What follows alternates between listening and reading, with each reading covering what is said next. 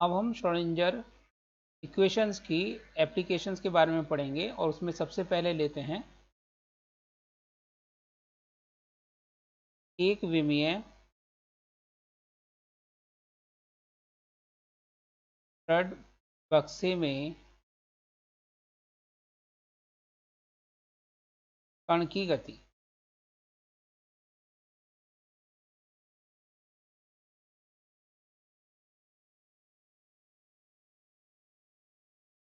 Particle in one dimensional rigid box. तो यदि कोई पार्टिकल एक विमीय रिजिड बॉक्स के अंदर है तो किस प्रकार से उसके ऊर्जा स्तर होंगे और किस प्रकार से उसके तरंग फलन या उसके पाए जाने की प्रायिकता होगी, इसके हम क्वांटम मैकेनिक्स के अनुसार श्रोडिंगर इक्वेशन से अध्ययन करेंगे।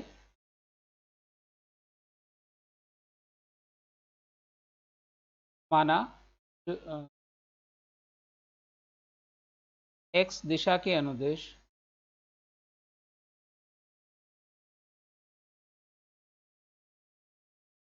x इज इक्वल टू 0 से x is equal to L तक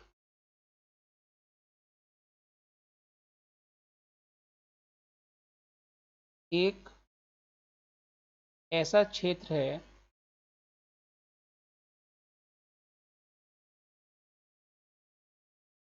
जिसमें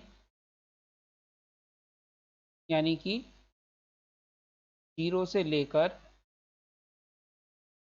L के बीच में स्थितिज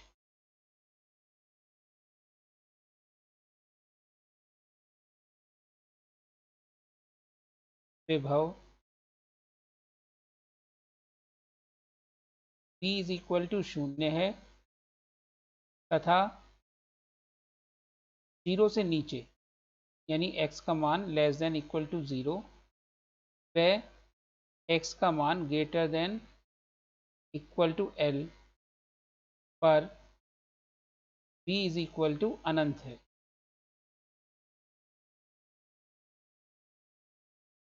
इसे हम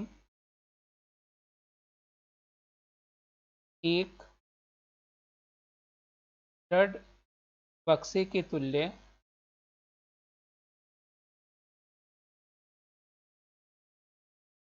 मान सकते हैं।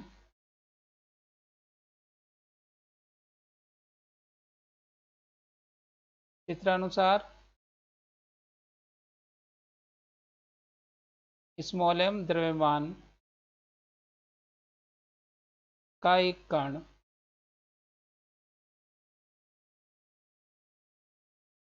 x इज इक्वल टू 0 से x is equal to L के बीच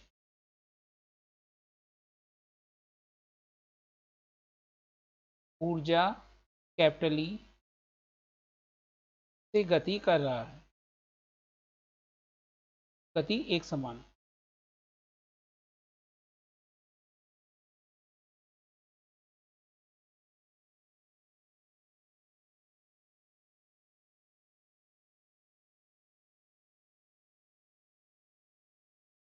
हमने ये माना कि हमारे पास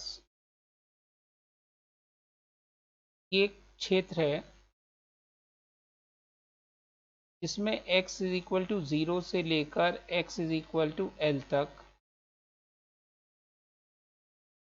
तो पोटेंशियल 0 है और x इज इक्वल टू 0 या उससे कम होने पर या x is equal to L या उससे अधिक होने पर पोटेंशियल की वैल्यू इनफाइनाइट है।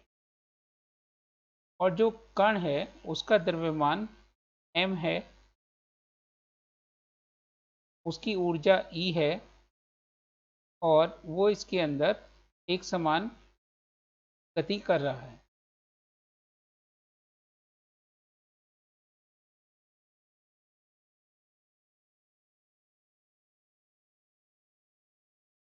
यहाँ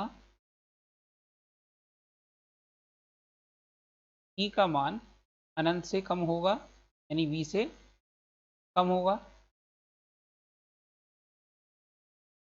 अब क्लासिकल फिजिक्स इसके लिए क्या कहती है और क्वांटम फिजिक्स क्या कहती है उसको हम देखते हैं। क्लासिकल फिजिक्स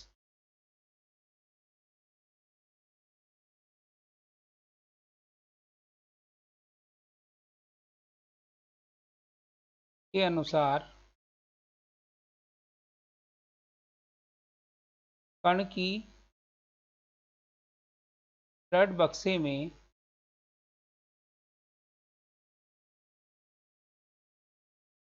किसी भी स्थान पर पाए जाने की प्रोबेबिलिटी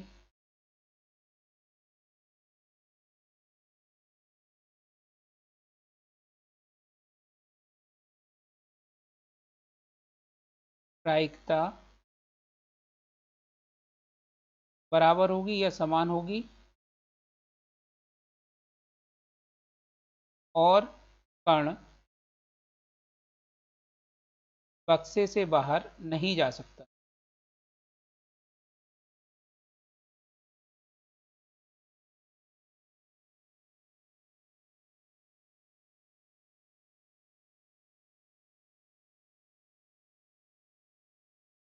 क्वांटम यांत्रिकी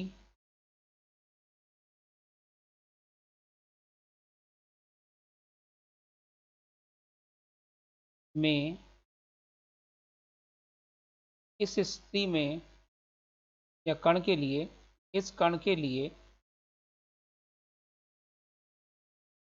श्रोडिंगर की समय अनाश्रित समीकरण यानी कि टाइम इंडिपेंडेंट समीकरण लगाएंगे और मान लेते हैं इस कण के साथ एक तरंग फलन साई चल रहा है क्वांटम मैकेनिक्स में।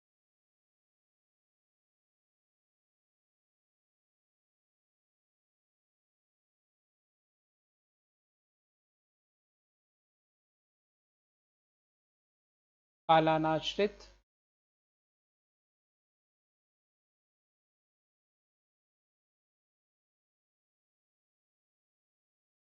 समीकरण से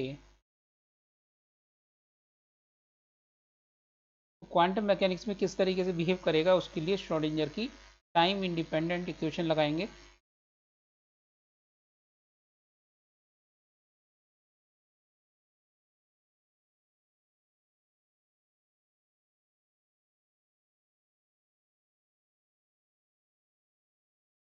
ये हो जाएगी d square psi over d x square plus 8 pi square m over h square E minus V that is E minus zero क्योंकि v का मान शून्य है। x is equal to zero से लेकर x is equal to L के बीच में।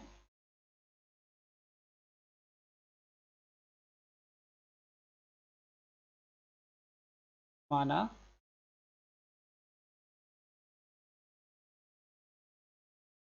Small k square is equal to 8 pi square over h square E.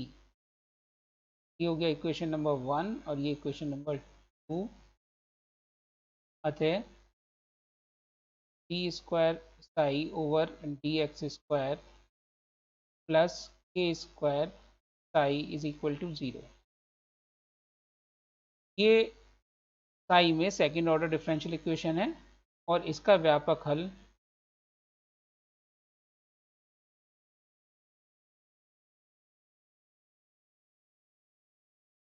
Sai is equal to A sine small k x plus B cos small k x है। अब boundary condition लगा देंगे जिससे कि हमें नियतांक ए व बी के मान ज्ञात हो जाएंगे।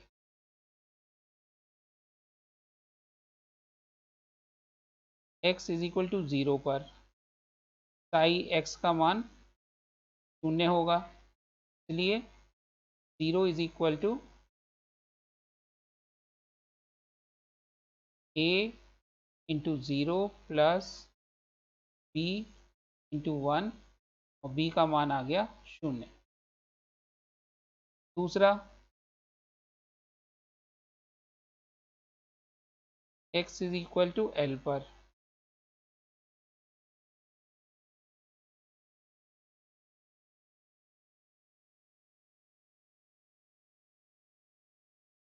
x is equal to L पर बाउंड्री कंडीशन हो जाएगी साई इज इक्वल टू 0, क्योंकि दोनों बाउंड्री पर वेव फंक्शन खत्म हो जाएगा। 0 is equal to A sine k L, और b की वैल्यू 0 हो चुकी, तो इसलिए a इज इक्वल टू या ए साइन के एल, ये तो 0 में चला गया,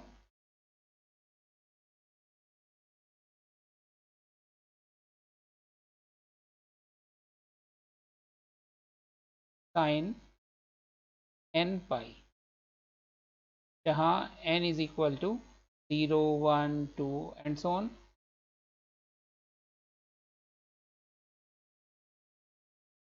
परंतु n का मान जब हम 0 लेंगे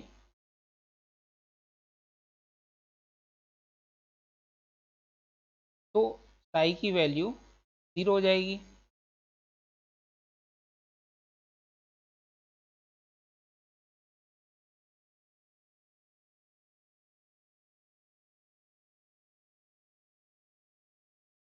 यहाँ n इज इक्वल टू 0 संभव नहीं है,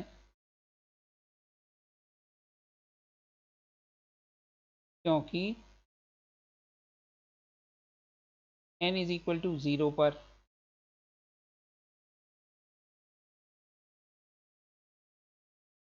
तरंग फलन शून्य होगा।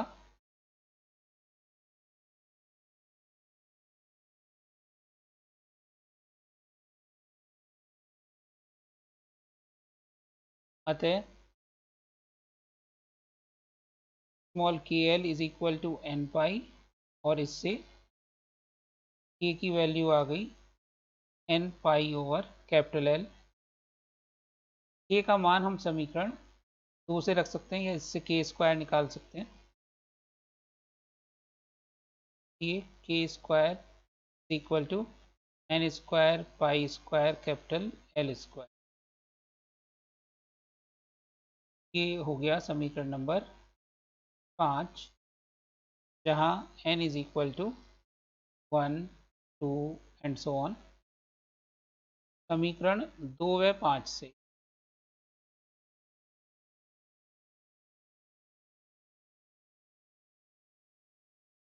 Eight pi square m over h square E, यहाँ पे अब ऊर्जा E जो है वो nth लेवल की है, तो इसे En से रिप्रेजेंट करेंगे, is equal to n square pi square over L square, और ये कैलकुलेट करके आ जाएगा En is equal to n square h square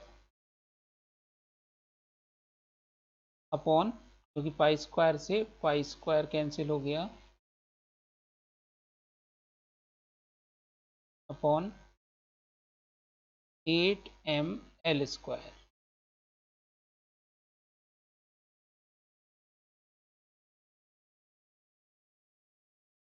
यह हो गई समीकरण नंबर 5। अब समीकरण नंबर 6,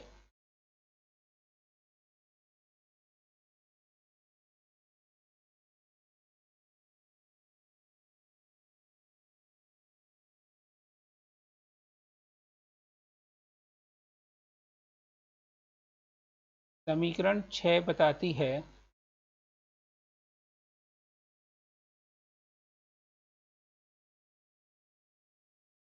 कि ऊर्जा स्तर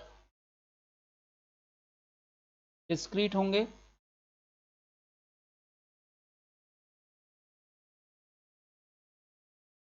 न कि कंटिन्यूस, जैसे कि क्लासिकल यांत्रिकी कहती है, तथा इनके बीच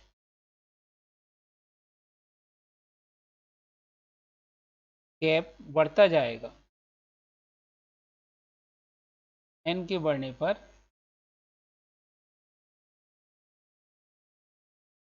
बढ़ेगा, क्योंकि En proportional to n square. तो ये क्लासिकल फिजिक्स से डिफरेंट रिजल्ट हो गया। उसमें क्या होते थे कि एनर्जी सतत होगी, उसमें कोई ऊर्जा स्तर जैसी कोई बात ही नहीं थी। यहाँ पर विविक्त ऊर्जा स्तर होंगे, और उनके बीच का अंतराल बढ़ता जाएगा तथा E1 is equal to h square over 8 ml square that is not equal to 0। यानी जो पहला ऊर्जा स्तर होगा वो तली में ना होकर कुछ ऊपर होगा।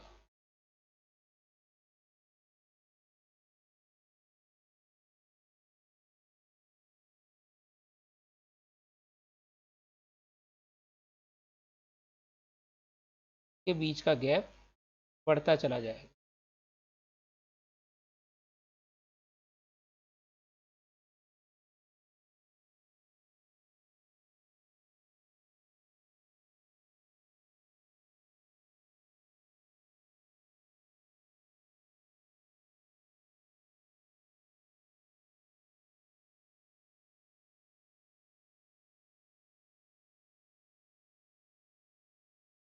अर्थात प्रथम ऊर्जा स्तर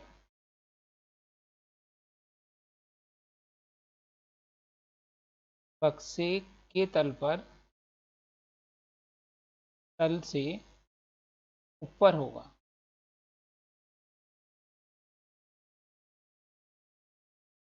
ये तो मान आ गया ऊर्जा स्तर का। अब देखते हैं तरंग फलन का मान क्या आता है।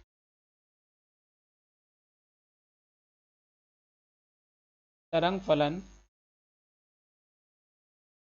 Sai n is equal to A sine n pi x over capital L. ये वैल्यू हमने बी का मान 0 रखकर व्यापक समीकरण 4 से रख लिया। समीकरण 4 से सामान्यकृत शर्त मतलब नॉर्मलाइजेशन कंडीशन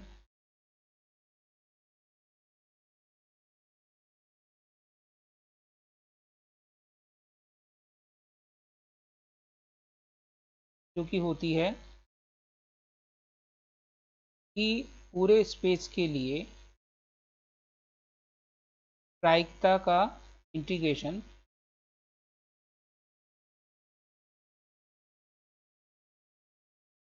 यहाँ पे x है और x की वैल्यू 0 से कैपिटल L तक शुड बी इक्वल टू 1, क्योंकि कण इसके अंदर x इज इक्वल टू 0 से L के बीच में कहीं ना कहीं अवश्य होगा, इसलिए हमने नॉर्मलाइजेशन कंडीशन लगा दी। अब साई एन की वैल्यू रखने पर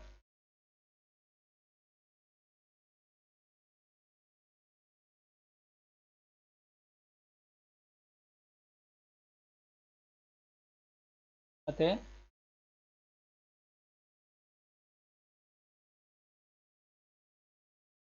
ए स्क्वायर इंटीग्रेशन x की वैल्यू 0 से capital L sine square n pi x over capital L D X is equal to 1। इसलिए ए स्क्वायर और ये sine square N pi x over L, इसको इंटीग्रेट करेंगे तो यहाँ पर आ जाएगा ये L by two is equal to 1, और इससे हमें नियतांक ए का मान मिल जाएगा। A is equal to under root 2/L। अतः व्यापक हल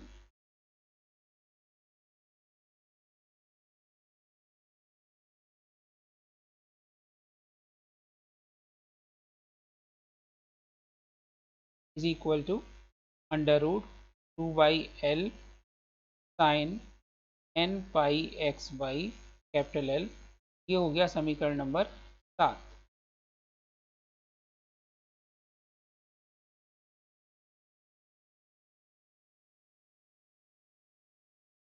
वह प्रायिकता घनत्व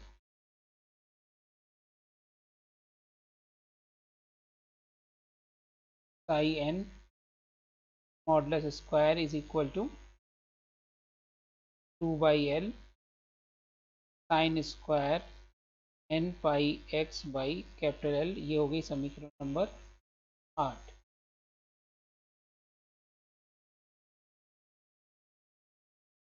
हमारे पास समीकरण 7 से तो तरंग फलन आ गया उस कण का जो कि दृढ़ बक्स के अंतर्गत चल रहा है, और समीकरण 8 से उसका प्रायिकता घनत्व आ गया। प्रथम 3 ऊर्जा स्तर के लिए तरंग फलन व प्रायिकता घनत्व चित्रानुसार होंगे।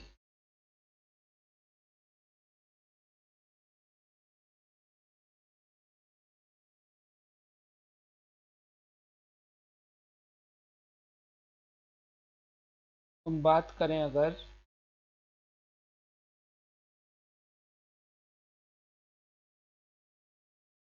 पहले तरंग फलन की, ये हो गया E1 E2 और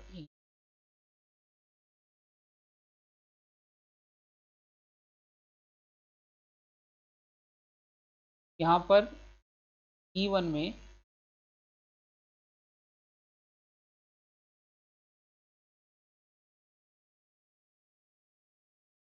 psi1 ऐसे होगा,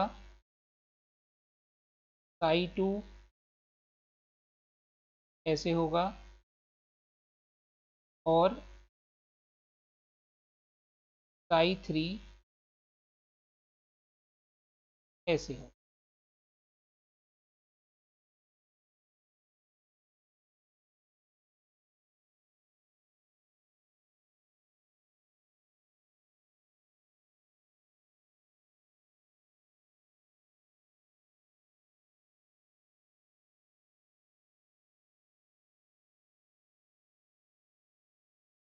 इससे पता चलता है कि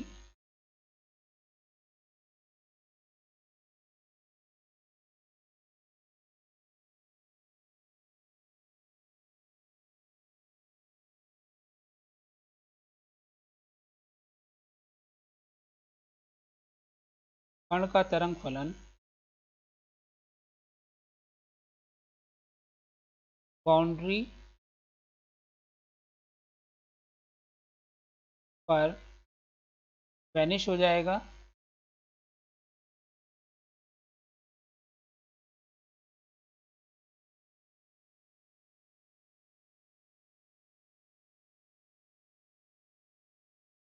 और अब हम ड्रॉ करते हैं प्रायिकता घनत्व के लिए।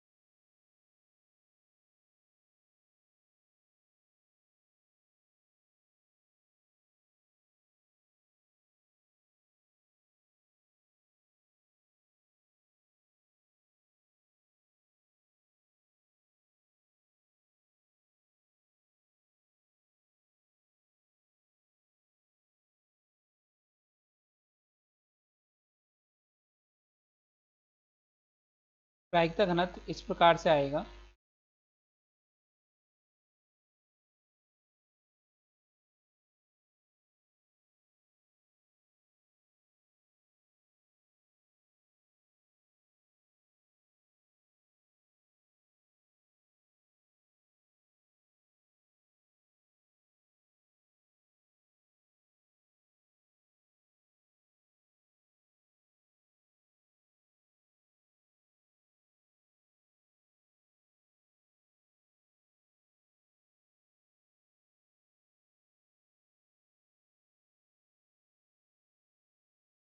तो यहाँ पर हम क्या देखते हैं कि प्रायिकता में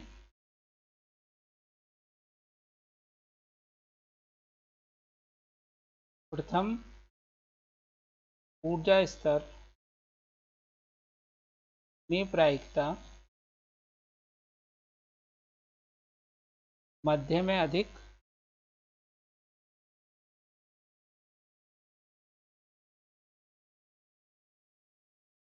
व दीवारों पर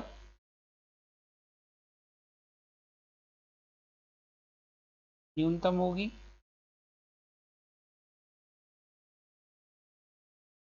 ऊर्जा स्तर बढ़ने पर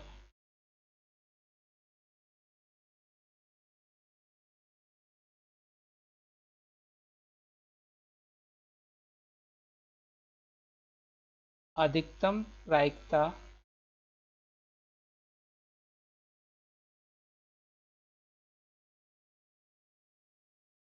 वाले बिंदु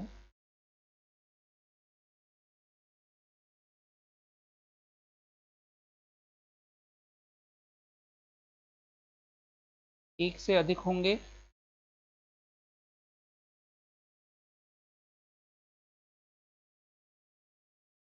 और कुछ स्थानों पर जिन्हें n से निरूपित किया है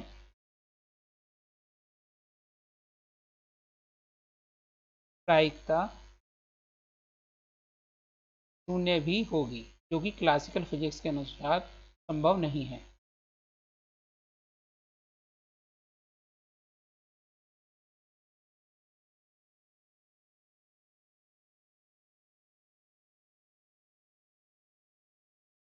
ऊर्जा स्तर बढ़ते जाने पर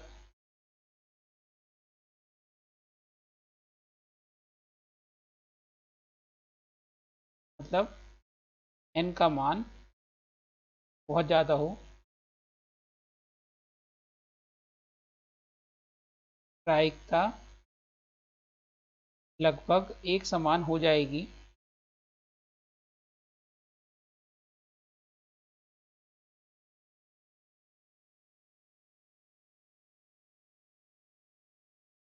अर्थात क्वांटम यांत्रिकी क्लासिकल फिजिक्स में क्लासिकल मैकेनिक्स में बदल जाएगी।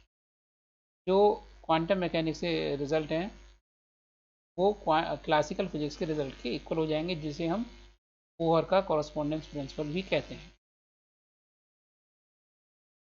बोहर का संगतता का नियम भी कहते हैं।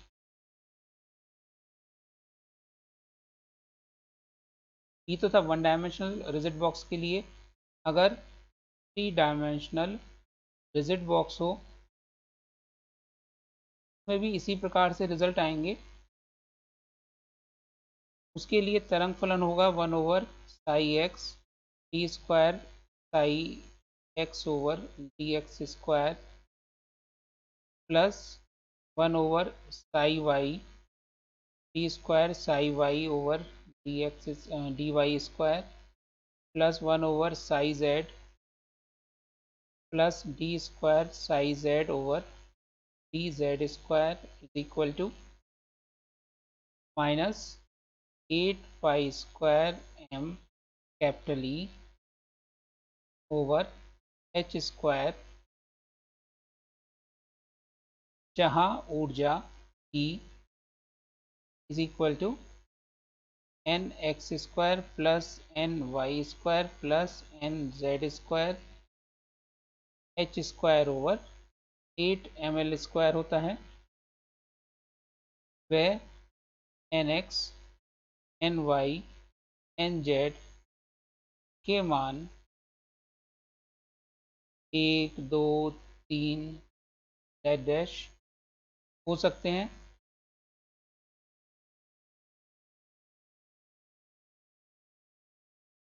थ्री डायमेंशनल रिजिड बॉक्स में रिजल्ट आएगा। एक इसमें क्वेश्चन होता है कि नॉर्मली हमें अलग अलग ऊर्जा स्तर का अनुभव क्यों नहीं होता, डेली लाइफ में हमें क्वांटाइजेशन का अनुभव क्यों नहीं होता। क्वांटीकरण का अनुभव दैनिक जीवन में हमें हर चीज़ सतत लगती है, डिस्क्रीट नहीं। तो जो हमारा डेली लाइफ है उसमें जो भी हम चीज़ लेते हैं वो मैक्रोस्कोपिक लेते हैं, माइक्रोस्कोपिक नहीं लेते हैं। मतलब बहुत ही सूक्ष्म मास या बहुत ही सूक्ष्म दूरी, बहुत ही सूक्ष्म ऊर्जा आदि नहीं लेते। जो भी हम लेते हैं उसका मान कुछ होता है। फॉर एग्जाम्पल, माना m is equal to 10⁻⁻26 kg, बहुत छोटा लिया हमने फिर भी ये kg का एक कण L is equal to 10 centimetre के दृढ़ बक्से में है। तो हम देखेंगे कि इसके लिए जो ऊर्जा स्तर है उनके बीच में अंतराल कितना है। हम जानते हैं ऊर्जा स्तर En इज इक्वल टू, जो फार्मूला होता है n square h square over 8ml²। इसलिए ऊर्जा अंतराल यानी दो ऊर्जा स्तरों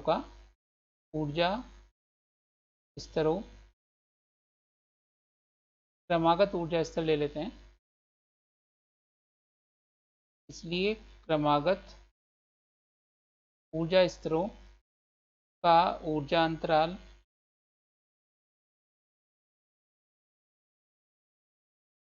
delta E, that is En+1 minus En। तो ये आ जाएगा h square over 8ml² n+1 का whole square minus n square, that is delta E is equal to h square over 8ml² 2n+1।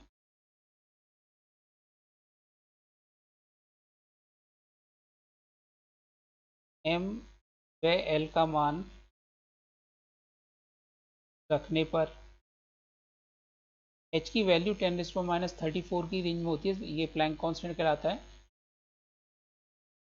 तो इन सब का मान रख देंगे तो डेल्टा ई की वैल्यू आ जाएगी 3.4। यहाँ पे हमने कैलकुलेशन कर लेंगे अपने आप, सिर्फ एक रफली आइडिया ले रहे हैं कि लगभग ये आ जाएगी 3.4 into 10⁻⁻21 twice n+1 electron volt. तो जो पावर आ रही है वो 10⁻⁻21 आ रही है, और जो एनर्जी आ रही है वो इलेक्ट्रॉन वोल्ट में आ रही है। इलेक्ट्रॉन वोल्ट होता है 1.6 इंटू 10⁻⁻19 जूल। ये इतनी कम ऊर्जा है कि जिसे हम आसानी से अनुभव नहीं कर सकते 10⁻21 में। अतः n के मानों के लिए डेल्टा ई लगभग 0 होगा, और हम दैनिक जीवन में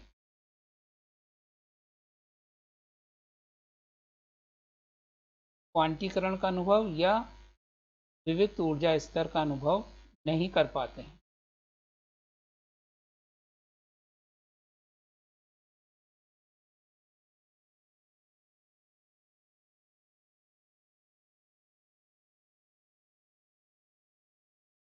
तो n का मान अगर हम बहुत ही अधिक रखें तो संभावना है कि हम क्वांटीकरण का अनुभव कर पाएँ, लेकिन उसके लिए भी n का मान आप देखिए कि 10⁻21 और यहाँ पे आ रहा है 10⁻⁻19, कितना अधिक होगा, जो कि प्रैक्टिकली पॉसिबल नहीं है। इसलिए हम ये कह सकते हैं कि नॉर्मली दैनिक जीवन में जो ऊर्जा स्तर होंगे उनके बीच में अंतराल लगभग 0 होगा, और हमें कोई क्वांटीकरण का अनुभव नहीं होगा।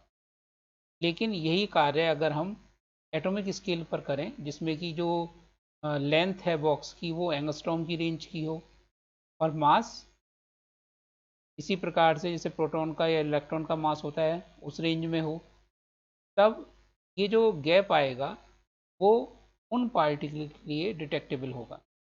धन्यवाद।